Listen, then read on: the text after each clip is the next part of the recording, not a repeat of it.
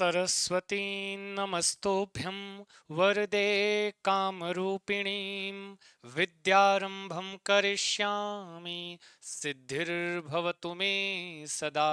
नमस्कार मेरे प्रिय छात्रों, स्वागत है आपके अपने ऐप रीडो पर। और आज हम लोग चर्चा करने वाले, आज हम लोग जो बात करने वाले हैं संस्कृत भाषा की पहली क्लास में हम लोग चर्चा करेंगे जो संस्कृत भाषा का प्राण तत्व है। आप जब किसी भी एग्जाम की तैयारी करते हो, संस्कृत भाषा पढ़ना शुरू करते हो या ग्रामर आप स्टार्ट करते हो, तो ये वाला पार्ट आपके लिए बहुत इंपॉर्टेंट होता है, जिसको हम लोग कहते हैं माहेश्वर सूत्र। जब तक हम माहेश्वर सूत्र नहीं जानेंगे, जब तक तब तक हम ना तो संस्कृत भाषा की वर्णमाला जान जाएंगे, लेकिन अच्छे तरीके से नहीं जान पाएंगे। और जब तक माहेश्वर सूत्र नहीं पता होगा, तब तक प्रत्याहार नहीं आएगा, और जब तक प्रत्याहार नहीं आएगा, तब तक आपको संधि हो गया, वर्णमाला हो गई, ये सारी चीज प्रत्यय होगा, सब अधूरा रहेगा। पूछो क्यों? क्योंकि जब भी हम संस्कृत भाषा में आगे बढ़ते हैं, आगे शुरुआत करते हैं, पढ़ते हैं, उस टाइम पे होता क्या है कि हम लोग वहां पे प्रत्याहारों में चर्चा होती है। पूछा जाएगा भाई अच क्या है, कहीं कह दिया जाएगा खर, कहीं लिख दिया जाएगा जश, कहीं लिख दिया जाएगा झल। तो हमको झल क्या है, जस क्या है, खर क्या है, ये तब पता चलता है जब हमको माहेश्वर सूत्र और प्रत्याहार पता होता है। बात समझ रहे? और ये दोनों पार्ट एकदम संस्कृत भाषा का प्राण तत्व है, हम ऐसा कह सकते हैं। बिना इसके अधूरा है आपका संस्कृत भाषा का व्याकरण। ठीक है, तो चलिए आज की हम शुरुआत करते हैं आपकी पहली क्लास के साथ। और एकदम तरोताजा भाप निकलते ही आपका सभी का स्वागत है ऐप पर। और चलिए जी, शुरू कर देते हैं क्लास की और आगे बढ़ाते हैं। यहाँ पर जो हम लोग चर्चा करने वाले हैं, सबसे पहले संस्कृत भाषा का व्याकरण पढ़ना है। संस्कृत क्या है? क्या है पहले तो हम जाने भाई संस्कृत भाषा है क्या। कभी कभी आपको डायरेक्ट उस शब्द में व्याकरण पूछ लेता है, उस शब्द का ग्रामर पूछ लेता है। पूछो कैसे? भाई संस्कृत शब्द में कौन सा उपसर्ग है, कौन सी धातु है, शब्दों की निष्पत्ति जिसको कहते हो, कि संस्कृत शब्द की निष्पत्ति कैसे हुई है, सम उपसर्ग पूर्वक क्री धातु से कौन सा प्रत्यय, तो प्रत्यय करके। ठीक है, फिर इसकी बहुत सारी प्रक्रिया होती है, तब जाके ये संस्कृत भाषा बनता है। यहाँ पे सुट का आगम होता है। हाँ जी, तो यहाँ पे इस तरह से संस्कृत भाषा बन जाती है। संस्कृत शब्द का अर्थ होता है शुद्ध, परिष्कृत, परिमार्जित, परिनिष्ठित। अतः संस्कृत भाषा का अर्थ है शुद्ध एवं परिमार्जित भाषा। तो जो संस्कृत भाषा है इसको हम लोग कहते हैं शुद्ध एवं परिमार्जित भाषा कहते हैं। ठीक है जी, तो ये तो हो गई बात संस्कृत शब्द की व्युत्पत्ति। पूछ सकता है भाई एग्जाम में कि भाई संस्कृत शब्द में कौन सा उपसर्ग लगा है, संस्कृत शब्द में सम उपसर्ग लगा है, कौन सी धातु प्रयोग हुई है, क्री धातु है, प्रत्यय कौन सा लगता है, संस्कृत शब्द में कौन सा प्रत्यय लगा हुआ है, तो क्या बताओगे? तो प्रत्यय लगा हुआ है। बात समझ गए? तो कुछ भी पूछा। उसके बाद हम जो दूसरा शब्द आता है संस्कृत, दूसरा व्याकरण। व्याकरण क्या है? व्याकरण किसे कहते हैं? तो भैया व्याकरण शब्द की व्युत्पत्ति, व्याकरण शब्द की निष्पत्ति आपसे पूछता है। ठीक है, कि भाई व्याकरण शब्द की निष्पत्ति कैसे हुई, चार ऑप्शन दे देगा। या कौन सा उपसर्ग लगा है, इसमें दो उपसर्ग हैं, वी और आ। इसी को आंग उपसर्ग भी कह सकते हैं ना। वी आंग उपसर्ग पूर्वक क्री धातु से, इसमें प्रत्यय कौन सा लगा है, तो कहोगे भैया इसमें ल्युट प्रत्यय लगा है। कौन सा प्रत्यय लगा हुआ है व्याकरण शब्द में? कौन सा प्रत्यय प्रयोग है? और बोलो, ल्युट प्रत्यय प्रयोग हुआ है। कौन सी धातु है? क्री धातु है। ठीक है, क्री धातु संस्कृत शब्द में भी है, क्री धातु संस्कृत में भी है। ठीक है, तो ये हो गया संस्कृत और व्याकरण, दो शब्द होते हैं, दोनों शब्दों की निष्पत्ति, उसकी व्युत्पत्ति क्या है। व्युत्पत्ति या निष्पत्ति का मतलब होता है कौन सी धातु, कौन सा प्रत्यय लगकर वह बना हुआ है। बात समझ गए होंगे, कोई दिक्कत तो नहीं है, आएगी इस बात समझ में। अब व्याकरण होता क्या है, फिर कहते हैं व्याक्रियन्ते व्युत्पाद्यन्ते अनेन इति व्याकरणम। ये लाइन आती है कभी कभी आपके संस्कृत भाषा के एग्जाम में, जब भी कोई परीक्षा आप दे रहे हो संस्कृत में, ग्रामर में, आपको फिल इन द ब्लैंक्स, व्याक्रियन्ते व्युत्पाद्यन्ते अनेन इति डैश डैश डैश डैश व्याकरणम, संधि, बहुत सारे नाम देगा। तो ये किसकी परिभाषा है? व्याक्रियन्ते व्युत्पाद्यन्ते अनेन इति व्याकरणम, अर्थात जिसके माध्यम से शब्दों की व्युत्पत्ति होती है। व्याक्रियन्ते व्युत्पाद्यन्ते, जिससे माध्यम से शब्दों की व्युत्पत्ति या निष्पत्ति बताई जाए, वही व्याकरण होता है। व्युत्पाद्यन्ते, है ना जी। जैसे अब कोई पूछे व्याकरण में या व्याकरण शब्द में क्या व्याकरण लगा है, या संस्कृत में क्या व्याकरण लगा है, इसका मतलब है कि संस्कृत शब्द की व्युत्पत्ति क्या है, कौन सी धातु लगा है, कौन सा प्रत्यय लगा है, कौन सा, है ना जी, उपसर्ग लगा हुआ है। कहीं ना कहीं आपसे ये जानना चाहता है और पूछना चाहता है। बात समझ रहे हैं जी? हाँ जी। कोई दिक्कत, कोई परेशानी नहीं। कभी कभी व्याकरण के बहुत सारे नाम होते हैं। व्याकरण को ही हम शब्द शास्त्र बोल सकते हैं या पद शास्त्र भी बोलते हैं। कहीं लिखा हुआ है, पूछ लेता है निम्नलिखित में से व्याकरण का अपर नाम क्या है ना जी।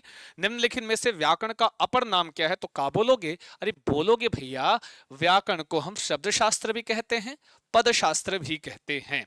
बात समझ पा रहे होंगे आप लोग, है ना जी। हमें लगता है आप समझ पा रहे होंगे, जो भी हमारे विद्यार्थी हैं।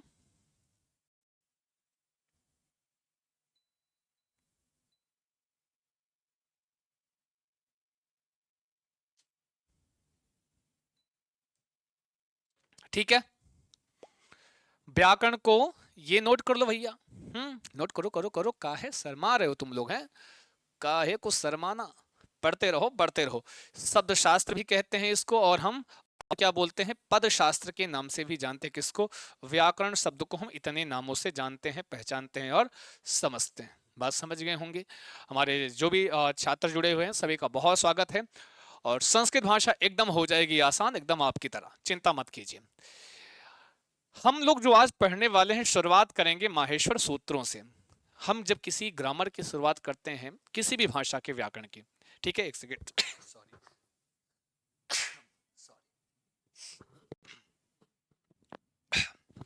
जब हम किसी भी भाषा के व्याकरण की शुरुआत करते हैं, तो जाहिर तौर पर हम लोग क्या करते हैं कि हम लोग कोशिश करते हैं कि हम उसकी शुरुआत उसके वर्णमाला से करते हैं। लेकिन आपका संस्कृत ऐसी भाषा है, संस्कृत का ग्रामर ऐसा है कि हम संस्कृत का की वर्णमाला पढ़ने के पहले भी हमको कुछ पढ़ना पड़ता है, तब हम संस्कृत की वर्णमाला तक जाते हैं। बात समझ पा रहे हैं? ये संस्कृत विषय केवल ऐसा है जहां पर हम क्या करेंगे, हम लोग संस्कृत की वर्णमाला को भी पढ़ने के लिए उसके पहले हमको कुछ पढ़ना अति अनिवार्य होता है। वो है, दो टॉपिक आपका होता है, एक तो माहेश्वर सूत्र, दूसरा प्रत्याहार। इनके बिना अधूरा है, सच बता रहे हैं जी। आओ देखते हैं। कहते हैं ये आए कहां से, माहेश्वर सूत्र आए कहां से? सबसे कभी ऐसे नॉर्मली क्वेश्चन पूछता है, माहेश्वर सूत्र आए कहां से? तो कहते हैं भगवान शंकर की डमरू से आए। तो उसी के संदर्भ में यह श्लोक है। जो माहेश्वर सूत्र आए, उसी के संदर्भ में यह सुंदर सा प्यारा सा श्लोक है। कहो तो सुना दे, सुना दे तो सुन लो। कहते हैं, बहुत प्यारा सा श्लोक है, ये बताएगा, यही श्लोक बताता है कि आखिर माहेश्वर सूत्र आए कहां से, माहेश्वर सूत्र की व्युत्पत्ति कहां से हुई, है ना जी। कहते हैं, नृत्तावसाने नटराज राजो ननाद ढक्काम नव पंचवारम उद्धर्तु कामः सनकादि सिद्धान् एतत्त्वमर्षे शिवसूत्र जालम।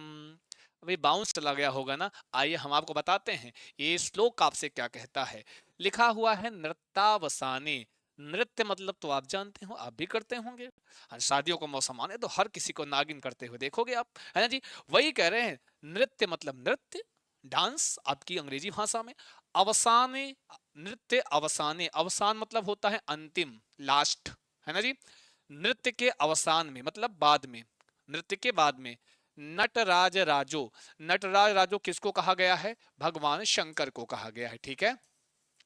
नटराज राजो भगवान शंकर ने, नृत्य के बाद में, अवसान मतलब बाद में, भगवान शंकर ने। ननाद का अर्थ होता है बजाया। ननाद मतलब ननाद ध्वनि, ननाद मतलब बजाया क्या? ढक्का मतलब डमरू को बजाया। ढक्का मतलब क्या होता है बच्चा? डमरू को। कितनी? नव पंचवारम। नौ मतलब नौ, पंच मतलब पांच, नौ पांच बताओ। हाँ तो 5 14 होता ना जी। हाँ जी हाँ जी हाँ जी। 14 मतलब कितनी बार? 14 बार बजाया। पहली लाइन का अर्थ तो आपको पता हो गया। नृत्य के अवसान में बाद में नटराज राजू भगवान शंकर ने ननाद मतलब बजाया, ढक्का मतलब डमरू को, कितने? नव पंचबारम मतलब 14 बार, 9 पंच 14 बार बजाया। ठीक है। उद्धर तो कामः सनकादि सिद्धान एतद्विमर्शे शिव सूत्र जालम। उद्धर तो कामः, हाँ उद्धार के लिए सनक ऋषि हुआ करते थे, तो उन सनक आदि ऋषियों के उद्धार के लिए एतद्विमर से शिव सूत्र जालम, इस प्रकार से शिव सूत्र रूपी जाल का निर्माण कर दिया। ठीक है जी। क्या था कि इसकी एक किंवदंती प्रचलित है कि माहेश्वर सूत्र आए कहां से। जैसे आप लोगों को क्या होता है, जब आपकी परीक्षा होती है तो हे ईश्वर, हे भगवान, हे, अब ऐसे है ना जी, कोई परीक्षा होगी तो उसके पहले आप अपने हनुमान जी के सामने 10 किलो 11 किलो मान लोगे, कहते हैं सर हनुमान जी आपको हम 5 किलो पहले चढ़ा दे रहे हैं और 6 किलो काम होने के बाद, है ना जी, ऐसा करते। ऐसे ही हमारे आचार्य पाणिनि महोदय थे। आचार्य पाणिनि महोदय थे, उन्होंने क्या किया, उन्होंने माहेश्वर सूत्रों का निर्माण किया, है ना जी। कैसे किया? यही था कि उनको भी शुरुआत में उनका भी, जैसे आपका भी मन कम होता होगा पढ़ने लिखने का, है तो ऐसे ही हमारे पाणिनि महोदय थे जिनका मन बहुत कम था, पढ़ने लिखने में बहुत कम मन लगता था। तो उन्होंने क्या किया, भगवान शंकर की प्रार्थना की, और भगवान शंकर जब प्रसन्न हो, जल्दी ही प्रसन्न हो जाते हैं, प्रसन्न हुए, और उन्होंने जब वो प्रसन्न होते हैं तो जानते हो क्या करते हैं, वो तांडव नृत्य करते हैं, है ना जी। और उस तांडव नृत्य के दौरान वो प्रसन्न हुए और प्रकट हुए, और तांडव नृत्य किए। तांडव नृत्य करने के दौरान अपने डमरू को 14 बार बजाया था, ये जो ये लाइन कह रहा है जी। नृत्यावसाने, प्रसन्न होकर जब वो प्रकट हुए, तो नृत्य के अवसान में बाद में उन्होंने, नटराज भगवान शंकर ने अपने डमरू को 14 बार बजाया था। उन्हीं से जो ध्वनियां निकली, उन्हीं ध्वनियों को सुनकर के आचार्य पाणिनि महोदय ने क्या किया, शिव सूत्र रूपी जाल का निर्माण कर दिया। यही शिव सूत्र रूपी जाल क्या है भैया? आपका माहेश्वर सूत्र कहलाया। अब यहीं से पता चल जाता है कि हाउ मेनी संख्या वर्तते, कितनी संख्या है माहेश्वर सूत्रों की, तो चुप्पे से बता दो ना जी। नव पंचबारम, 9 5 14, 14 बार बजाया, 14 ध्वनि निकली। उन्हीं ध्वनियों को सुनकर के इन्होंने माहेश्वर सूत्र का निर्माण कर दिया। तो कैसे आए, माहेश्वर सूत्र उत्पन्न कहां से हुए, यह आपको पता चल गया होगा। ठीक है। चलते हैं अब जो ध्वनियां निकली, जो माहेश्वर सूत्र बना, अब हम लोग अपना उधर प्रवेश करते हैं माहेश्वर सूत्रों पर। ये हैं आपके माहेश्वर सूत्र। माहेश्वर सूत्रों की कुल संख्या कितनी बच्चा? 14 है। कितनी है? अब हिंदी में 14 कह सकते हैं, संस्कृत में आप 14 कह सकते हैं। ठीक है। एक सेकंड रुकिएगा आप लोग। ठीक है जी। तो ये माहेश्वर सूत्रों की कुल संख्या हम लोग पढ़ते हैं, जानते हैं, समझते हैं। मेरे प्यारे छात्रों, शुरुआत करते हैं यहाँ पर। अब देखिए जी, अभी तक हम लोगों ने क्या पढ़ा, हम लोगों ने पढ़ा कि भाई 14 सूत्र आ गए। अब ये होते कौन से हैं, वो ध्वनियां कौन सी थी जिनको सुनकर के आचार्य पाणिनि ने क्या किया था, इसको माहेश्वर सूत्र का नाम दिया था। तो आइए देखते हैं हम लोग। पहले तो दो तीन चीजें, माहेश्वर सूत्र इंपॉर्टेंट इतना है, हम इसको शुरुआत करें पढ़ाने का, इसके पहले मैं आपको बता दूं कि कैसे आपको पढ़ना है, क्या सावधानियां बरतनी है। पहले तो माहेश्वर सूत्र अगर आप पढ़ रहे हो, माहेश्वर सूत्र पढ़ना चाहते हो, तो अगर आपको इसको स्मरण करना है, याद करना है, तो पहली चीज तो जब भी इसको पढ़िएगा, क्रम में पढ़िएगा। अगर आपको माहेश्वर सूत्र क्रम में नहीं पता है, अगर माहेश्वर सूत्र क्रम में नहीं पता है, तो इसका जो अगला टॉपिक हम पढ़ाएंगे प्रत्याहार, उसको बनाने में आपको समस्या होगी, यह मैं बता दे रहा हूं। माहेश्वर सूत्र क्रम में पढ़ना है, और इसको जो शुद्ध लिखने का तरीका है, हर वर्ण अलग अलग लिखा जाता है, ये चीज ध्यान देना। ठीक है। और दूसरी चीज है, हर वर्ण के कहीं कहीं हो सकता है ये मिसप्रिंट हो गया होगा, हर वर्ण वर्ण के जो अंतिम वर्ण होगा, सब में हलंत लगा देना। ए ओंग, ये अंगा है, ठीक है, अंगा। एक मिनट, ए ई नहीं है, ए ओंग है ये। ठीक है। आयोच हैवरट लड़, जहां अगर नहीं होगा तो आप उसको लगा दीजिएगा, ठीक है बच्चा। अगर कहीं पर नहीं लगा हुआ है तो वो लिखकर हलंत आप कर दीजिएगा, वैसे तो लगा हुआ है, ठीक है। तो आइए, ये दो तीन चीजें हैं। एक तो आप पहले सुन लो, पढ़ना है तो क्रम में पढ़ना है, ठीक है। एक के बाद दो। कोई आपसे पूछे 10वां सूत्र बताओ, फटाक से बता दो। कोई पूछे 11वां बताओ, तो आपको 11वां बताना है। इससे क्या होगा, आपका प्रत्याहार में वर्णों की गिनती करने में आपको आसानी होगी, ठीक है। प्रत्याहार आपका गलत नहीं होगा कभी, ठीक है भैया। हाँ, आगे चलें, समझ में आ रहा है। अब देखो, हम पढ़ते हैं इसको, आई उड़ो। सही सही तरीका तो है, तो आ ई उड़, री लिक, ए ओंग, ऐ औच, हा य वरट, लड़, यमंगड़नम, झभय, घढधश, जबगडदश, खफ छठ थ चट तव, कपय, क्षर हल। पढ़ने का तरीका तो यह है शुद्ध तरीके से, हम हर वर्ण को अलग अलग पढ़ें, क्योंकि लिखा जाता है हर वर्ण अलग अलग। लेकिन क्या करते हैं हम लोग कि अपने तरीका है भाई, बोलो। अगर हमारे साथ 2 बार बोलोगे तो यही क्लास में आप याद कर लोगे, सच्ची बताना। और याद तो करना ही है, क्योंकि अगली क्लास में जब हम पढ़ाएंगे, आपको अगला टॉपिक पढ़ाएंगे, तो 100% मैं आपसे पूछूंगा। पूछूंगा क्या, जब तक ये नहीं पता होगा उसको आप प्रत्याहार बना ही नहीं पाओगे। तो बोलो, याद करने के लिए बता रहा हूं, बाकी पढ़ना जो शुद्ध तरीका होता है ऐसे पढ़ा जाता है, ठीक है। सॉरी। नहीं तो आप कहोगे सर आप तो बताया ऐसे पढ़ना चाहिए और आप तो ऐसे पढ़ो, नहीं, वो हमको स्मरण करने का आपको तरीका बता रहा हूं। आई, जैसे आप पहाड़ा पढ़ते थे, टेबल पढ़ते थे, अपना एक्सपीरियंस बता रहा हूँ भाई। हम तो ऐसे पढ़ते क्लास में, जब हमसे सुना जाता था, तो हम जब सुनाते थे तो दो का दो, दो दूना चार, दो त्या छह, दो चौकाट। अगर ये क्रम टूटा, पहाड़ा छूटा। सच्ची, अगर टेबल तुरंत गायब हो जाता था, अगर ये क्रम छूट जाता था, अगर बीच में कोई टोक दिया तो फिर से दो का दो, दो दूना चार। मतलब ये क्रम था याद करने का, ठीक है। ऐसा ही हमारा माहेश्वर सूत्र है।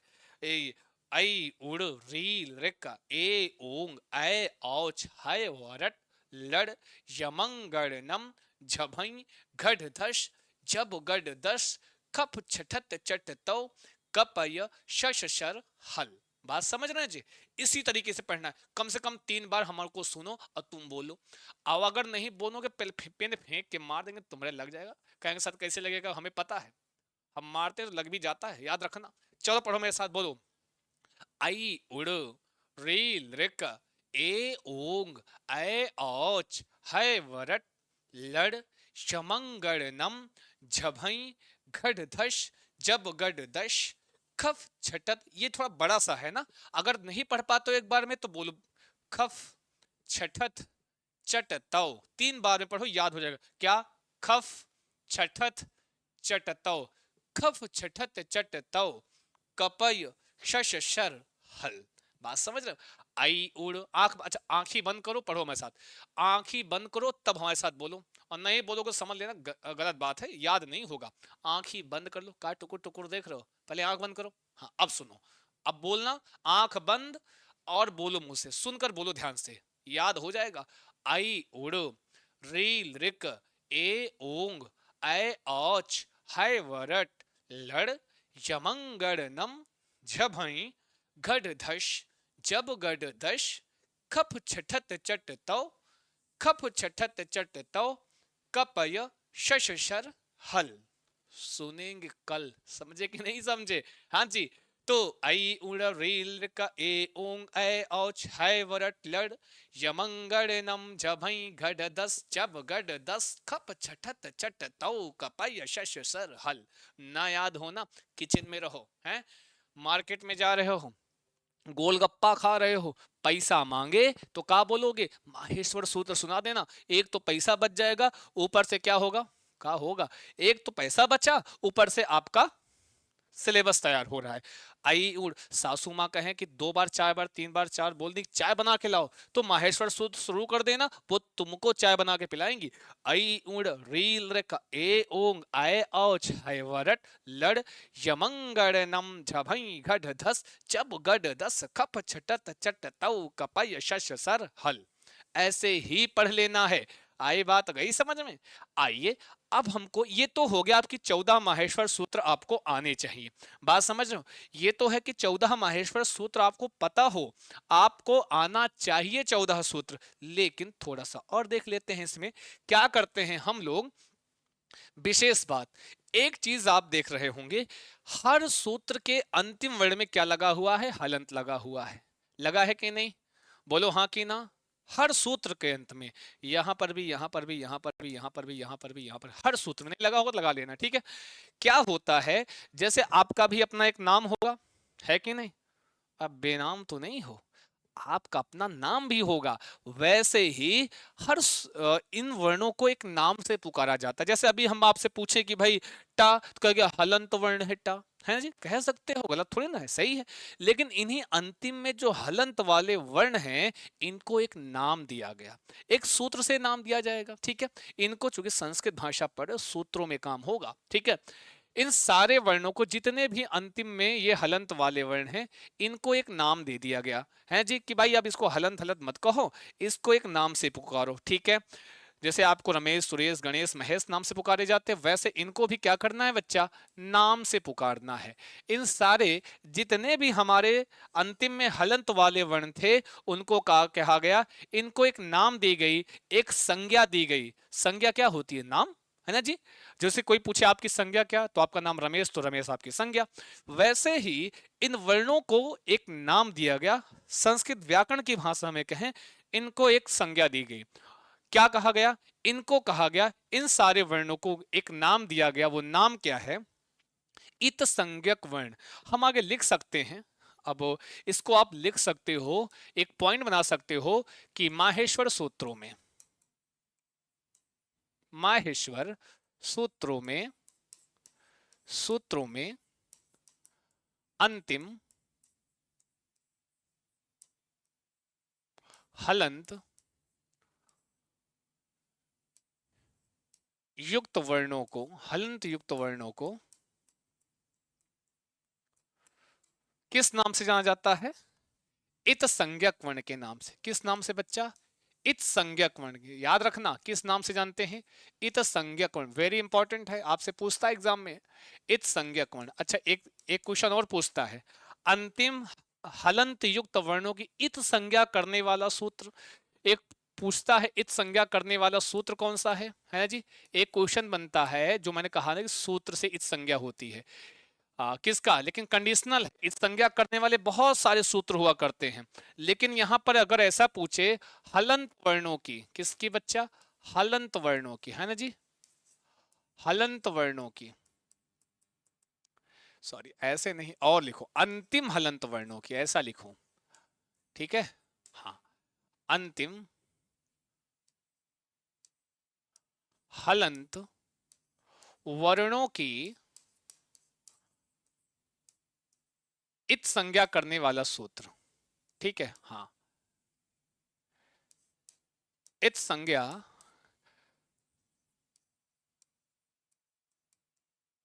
करने वाला सूत्र कौन सा है? उसको कहते हैं बच्चा, नोट करना, एग्जाम में आया हुआ क्वेश्चन, एग्जाम में पूछा हुआ प्रश्न, हलंत्यम। वैसे मैंने बता दिया, ध्यान देना, जब भी कभी पूछे तो इतना ध्यान देना, क्वेश्चन पूछ क्या रहा है? हलंत्यम। ये पूछ रहा है अंतिम हलंत युक्त वर्णों की, या अंतिम हलंत वर्णों की इत संज्ञा करने वाला सूत्र कौन सा है, उसको कहते हैं हलंत्यम। बहुत सारे सूत्र आते हैं, अभी आपको सूत्र मिलेंगे, हम पढ़ाएंगे आपको, जब हम प्रत्यय वगैरह पढ़ाएंगे, उसमें बहुत सारे सूत्र हुआ करते हैं। लाइक आपका, हम यूं कह लें कि जैसे लशक को तद्धिते हो गया, चुटु हो गया, उपदेश या जनुनासिक, ऐसे बहुत सारे सूत्र हैं जिनका कार्य क्या होता है? इत संज्ञा करना। लेकिन यहां पर कंडीशनल है कि दे दिया अंतिम हलंत वर्णों की इत संज्ञा करने वाला सूत्र हलंत्यम। जब भी अंतिम में, जैसे यहां पर पूछ, जैसे आई उड़ में रा की इत संज्ञा किस सूत्र से हो रही? हलंत्यम सूत्र से। रीलरिक में क की इत संज्ञा किससे हो रही है? हलंत्यम सूत्र से हो रही है। इसीलिए इन सारे वर्णों को एक नाम दिया गया, इत संज्ञक वर्ण। अब आपके एग्जाम में एक क्वेश्चन और पूछता है कि माहेश्वर सूत्रों में इत संज्ञक वर्णों की संख्या कितनी? माहेश्वर सूत्र में इच संज्ञक वर्णों की संख्या कितनी? तो सिंपल सी बात है, हर सूत्र में एक इच संज्ञक वर्ण है, हर सूत्र में एक इच संज्ञक वर्ण है, तो टोटल माहेश्वर सूत्रों में इच संज्ञक वर्णों की संख्या कितनी? 14। 14 सूत्र, एक सूत्र में एक इच संज्ञक, तो हम लोग कह देंगे 14 इच संज्ञक वर्ण हुआ करता है। ठीक है बच्चा, कितने? 14 इच संज्ञक वर्ण। किसमें? 14 इच संज्ञक वर्ण किसमें? माहेश्वर सूत्रों में होता है। बात समझ में आ रही है? बाउंस तो नहीं जा रहा है? बाउंस नहीं जाना चाहिए, चिंता मत कीजिए। आगे बढ़े। अब माहेश्वर सूत्रों में और क्या क्या इंपॉर्टेंट चीजें जाननी होती हैं, यहां से क्वेश्चन कैसे बनता है। एक तो यही हो गया कि सूत्र होते कितने? 14 होते हैं। और ये भी हो गया कि भाई इसमें अंतिम हलंत युक्त वर्णों को किस नाम से जाना जाता है? तो इच संज्ञक वर्ण के नाम से जाना जाता है। आपसे ये भी पूछ सकता है कि प्रत्येक माहेश्वर सूत्र में इच संज्ञक वर्णों की संख्या कितनी? तो आप कहोगे 14 होती है। या इन अंतिम माहेश्वर सूत्र के जो अंतिम में हलंत वाले वर्ण हैं, इनकी इच संज्ञा करने वाला सूत्र कौन सा? हलंत्यम। इतना क्लियर है? इतने में कोई समस्या तो नहीं? और इससे ज्यादा क्या पूछेगा? और जो पूछेगा वो बता रहे। अब एक क्वेश्चन और इसमें से बनता है कि कौन सा ऐसा इच संज्ञक पहचान गए आप? कोई पूछे आई उड़ में इच संज्ञक वर्ण कौन सा है? ड़ है। जब गढ़ दश में इच संज्ञक वर्ण कौन सा है? शाह है। शश शर में इच संज्ञक वर्ण क्या है? र है। तो इस तरीके से आप इच संज्ञक वर्ण पहचान गए। अब एक क्वेश्चन और बनता है आपसे कि माहेश्वर सूत्रों में कौन सा ऐसा इत संज्ञक वर्ण है या कौन सा ऐसा हलंत वाला वर्ण है जो 2 बार आया है? ऐसा एग्जाम में प्रश्न आया है कि कौन सा ऐसा इत संज्ञक वर्ण है जिसकी आवृत्ति माहेश्वर सूत्रों में 2 बार हुई है या माहेश्वर सूत्रों में 2 बार गिना गया है, ऐसा इत संज्ञक वर्ण। तो कहने का मतलब पूछा कि ऐसा इत संज्ञक वर्ण, तो हमको और नहीं दे इत संज्ञक वर्णों में ढूंढ लो। तो यहीं से ढूंढना शुरू करो। न क च ट ड़। एक णा यहाँ पर है, यहाँ पर है, बाकी अंतिम में कहीं आपको णा नहीं दिखेगा। देख लो, यहाँ पर या है, वाह है, शाह है, शाह। तो 2 कौन सा वर्ण है जो 2 बार आया है संज्ञक वर्ण? वो णा है। ठीक है, वो कौन सा वर्ण है? णा है। हम लिख सकते हैं, हम पॉइंट बना सकते हैं कि णा इस संज्ञक वर्ण माहेश्वर सूत्रों में 2 बार आया है। कितने बार?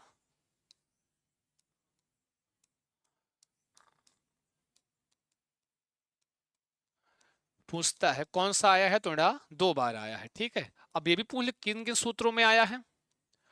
तो एक तो है आपका आई उणकड़ा और दूसरा है सूत्र संख्या 6 लड़कड़ा। बात समझ गए? आ रही होगी बात समझ में? हाँ, आ ही रही होगी, कोनो दिक्कत कोनो परेशानी थोड़ी ना है। चिंता मास्तु है, चिंता ना करें बच्चे हैं। आगे चलें, अब और बात करते हैं, चलिए और इसमें समझते हैं क्या चीज। अब एक चीज और पूछता है, कौन सा ऐसा व्यंजन वर्ण है जो जिसकी आवृत्ति 2 बार हुई? कोई भी व्यंजन वर्ण रिपीट नहीं, एक ही प्रकृति में, हाँ एक ही मतलब एक नेचर में होगा। जैसे इन्होंने कहा एक नेचर में णा होना चाहिए, तो इस संज्ञक में केवल णा ही है जो 2 बार आया है। ऐसा कौन सा व्यंजन है जो नॉर्मली 2 बार आया हो? पूरा सर्च कर डालोगे तो केवल एक वर्ण आपको दिखाई देगा। पहले आप ढूंढ लो, मैं हट जाता हूं, एक बार आप भी ढूंढो, करके सीखो। तो पहले खुद देखो, करो, तब समझ में आएगा जी। एक बार देखो और बताओ सभी लोग। चलो बताओ, फिर हम बताते जी। हाँ, एक बार आप लोग देख लीजिए, फिर हम बताएं। तो चलिए चलिए हम बता देते हैं। पूरा ढूंढोगे तो एक हैवरड का हा मिलेगा और एक हल का हा मिलेगा। एक हैवरड का हा मिलेगा, एक हल का हा मिलेगा। बाकी कोई वर्ण ऐसा नहीं पाओगे जो व्यंजन भी हो और दोबारा रिपीट भी हुआ हो। कहेंगे सर कपे तो हुआ है, हैं? या और भी कोई बताओ। कहें सर माँ हुआ है, यमंग गणम माँ, यहाँ पर भी, यहाँ पर। अरे भाई साहब, ये इत्संज्ञक है ना जी। मैंने नॉर्मली पूछा है, एक ही नेचर हो, मतलब ये नॉर्मल सामान्य तरीके से माँ यहाँ आया है, तो कहीं भी सामान्य तरीके से माँ आप दोबारा नहीं देख पाओगे, ये कह रहा हूं। लेकिन हाँ, हा यहाँ पर है और यहाँ पर है। तो कौन सा व्यंजन वर्ण 2 बार आया है? तो आप लिख सकते हो हा व्यंजन वर्ण माहेश्वर सूत्र में 2 बार आया है। हा व्यंजन वर्ण माहेश्वर सूत्र में 2 बार आया है। ठीक है जी, हाँ 2 बार आया है। ये भी पूछ ले किन किन सूत्रों में आया है। किन किन सूत्रों में आया तो एक बार बता देना। सूत्र संख्या 5 हैवरट और सूत्र संख्या अंतिम बोले तो 14 हल। ये 2 ऐसे हैं जहां पर आपको क्या मिलेगा बच्चा? ये प्राप्त होगा। ठीक है, व्यंजन वर्ण 2 बार आया है, कोई दिक्कत? कोई परेशानी आई थिंक नहीं होनी चाहिए। आगे बढ़ें, चलते हैं। ठीक है, और क्या पूछ सकता है इसमें? बस और क्या पूछेगा, इतना पर्याप्त है। माहेश्वर सूत्र की कुल संख्या 14 हो गई। कितने होते हैं? 14 होते हैं। 14 का नाम आपको पता होना चाहिए। कितने इत संज्ञक वर्ण होते हैं? तो भी 14 होते हैं, क्योंकि हर माहेश्वर सूत्र में एक ही इत संज्ञक पाया जाता है। ठीक है, कौन सा ऐसा इत संज्ञक है जो 2 बार आया है ना? ऐसा इत संज्ञक वर्ण है जो इसकी आवृत्ति 2 बार हुई है। एक बार आई उड़ में आया है, एक बार लड़ में आया है। बात समझ पा रहे हो? दूसरी चीज आपसे, इन अंतिम जो हलंत वाले वर्ण हैं, इनकी इत संज्ञा करने वाला सूत्र कौन सा होता है? कौन सा इत संज्ञा करने वाला सूत्र? कौन सा? तो इत संज्ञा करने वाला सूत्र होता है ण। कौन सा? ण होता है। इत संज्ञा करने वाला सूत्र कौन सा? ण। माफ कीजिए, हलंत्यम होता है। इत संज्ञा करने वाला सूत्र कौन सा होता है? हलंत्यम। याद रखना, ठीक है। ण तो 2 बार आया है। हलंत्यम क्या करता है? हलंत्यम का कार्य है संज्ञा करना। ठीक है, संस्कृत में कहीं पर भी अंतिम में हलंत में आएगा तो उसकी वह क्या कर देगा बच्चा? वह उसकी इस संज्ञा कर देगा। ठीक है जी, हाँ, ओके। हाँ, हा व्यंजन वर्ण 2 बार आया। अब आइए और देखते हैं माहेश्वर सूत्र के बारे में। सबसे बड़ी बात, माहेश्वर सूत्र केवल माहेश्वर सूत्र नाम नहीं है, इसके बहुत सारे नाम हैं। तो कहते हैं माहेश्वर सूत्र के अन्य नाम। क्या कहते हैं? माहेश्वर सूत्र अन्य नाम पूछता है। अन्य नाम या अपर नाम कर दो, दूसरा नाम, तीसरा नाम, चौथा नाम है। इनके अन्य नाम क्या हो? जैसे आपका भी नाम, किसी का नाम रमेश होगा, घर का नाम गोलू होगा, सोनू होगा, मोनू होगा, टोनू होगा, तो कई सारे नाम हैं। चाहे सोनू बुलाओगे तब भी वही आएगा है, चाहे महेश पुकारोगे तब भी वही आएगा, गणेश पुकारोगे तब भी वही आएगा। बात समझ पा रहे हो हमारी? तो वैसे ही आपके माहेश्वर सूत्र हैं, इनके भी कई सारे नाम हुआ करते हैं, इनके भी बहुत सारे नाम हैं। तो कोई भी नाम लोगे तो वही वाला आएगा, 100% आएगा। जैसे आई उड़ रेल रिक आदि, ये 14, इनकी संख्या कितनी है? माहेश्वर सूत्रों की संख्या 14 होती है। इस आधार पर इनको एक नाम दिया गया। क्या? बोलो। इनको कहा गया चतुर्दश सूत्र। क्या कहा गया बच्चा? इनको चतुर्दश सूत्र नाम दिया गया। ठीक है, किसके आधार पर? चतुर्दश। इनकी संख्या किस, संस्कृत भाषा में इसको बोलते हैं चतुर्दशः। 14 को क्या बोलते हैं? चतुर्दशः। तो चतुर्दश सूत्र कहते हैं। रीजन क्या है कि इनकी संख्या 14 होती है। अगला पॉइंट है, इन्हीं सूत्रों से हम क्या बनाते हैं? प्रत्याहार बनाए जाते हैं। अब प्रत्याहार क्या है, ये हम नेक्स्ट वीडियो में हम लोग चर्चा करेंगे, अगले टॉपिक होता है हमारा। तो चूंकि प्रत्याहार के पहले ये आना चाहिए माहेश्वर सूत्र, इसलिए पहले पढ़ाया जा रहा है। ठीक है, क्योंकि बिना माहेश्वर सूत्रों के प्रत्याहार नहीं बनता है। प्रत्याहार बनाने के लिए हम क्या करते हैं? माहेश्वर सूत्रों की आवश्यकता पड़ती है, माहेश्वर सूत्रों की हेल्प लेते हैं। इसलिए इनको एक नाम दिया गया, क्या? प्रत्याहार सूत्र। चूंकि क्यों कहा गया? चूंकि इन्हीं माहेश्वर सूत्रों की ही सहायता से हम क्या करते हैं? प्रत्याहार बनाते हैं, इसलिए इनको एक नाम दे दिया गया। क्या? प्रत्याहार सूत्र। एग्जाम में आया हुआ है, सारे प्रश्न हैं। निम्नलिखित में से माहेश्वर सूत्र का अपर नाम क्या है? ठीक है, भगवान शिव के डमरू से निकलकर पाणिनि को प्राप्त हुए, अतः इन्हें शिवसूत्र या माहेश्वर सूत्र भी कहते हैं। अब इनका नाम शिवसूत्र क्यों पड़ा, माहेश्वर सूत्र क्यों पड़ा? क्योंकि इनका क्या हुआ कि ये भगवान शंकर जी के डमरू से वापस आए, है ना? कहां से? शिव जी के डमरू से आए। शिव का एक और नाम है महेश, तो इसलिए इनको एक और नाम दिया गया, शिव सूत्र या माहेश्वर सूत्र कहा गया। उसका रीजन क्या है? क्योंकि ये भगवान शंकर के डमरू से आए। बात तो समझ गए होंगे आप, है ना जी? अगर बाउंस जाएगा तो कमेंट करके बताना, रिप्लाई जरूर मिलेगा, चिंता मत कीजिएगा, है ना जी? लल्लन टाप तरीके से पढ़ो। कौनो समस्या हो बताइए, चिंता मास्तु अस्तु। हाँ, अग्रे चलामः। और ये सबसे इंपॉर्टेंट वाला भैया देख लो, हैं इनको हम शिव सूत्र या माहेश्वर सूत्र के नाम से हम जानते हैं। ठीक है, किन्हें? बात समझ गए ना जी? अब इन्हीं सूत्रों में संस्कृत वर्णमाला है। संस्कृत वर्णमाला, अच्छा वर्णमाला, वर्ण कितने प्रकार के? तो आप कहोगे स्वर भी होता है, व्यंजन 2 प्रकार, स्वर और व्यंजन। वर्णमाला वर्ण के कितने प्रकार? 2, स्वर और व्यंजन। ठीक है, तो इसी माहेश्वर सूत्र में ही स्वर भी होता है, व्यंजन भी होता है, इसलिए इसको एक नाम दिया गया, क्या? वर्ण समाम्नाय सूत्र। इसका मतलब क्या होता है? वर्ण का मतलब स्वर और व्यंजन, समाम्नाय का मतलब होता है जहां पर समन्वित हो। कौन? स्वर और व्यंजन जहां पर इकट्ठा पाए जाएं, जहां पर एकत्रित हो, जहां पर समामनावित मतलब समामनाय हो, जहां पर मतलब जहां पर वह समन्वित रूप से इकट्ठा पाए जाएं, उनको जहां, और ये कहां पाया जाता है? माहेश्वर सूत्रों में। क्या होता है जब हम माहेश्वर सूत्रों में देखते हैं, तो जो इनकी वर्णमाला की व्यवस्था है, मैंने कहा था ना, जब तक माहेश्वर सूत्र नहीं पढ़ोगे तब तक वर्णमाला अधूरी रहेगी। तो यहां पर सूत्र संख्या 1 से लेकर 4 तक सारे स्वर पाए जाते हैं। कैसे पाए जाते हैं, जब हम स्वर स्टार्ट करेंगे वहां पे बताएंगे।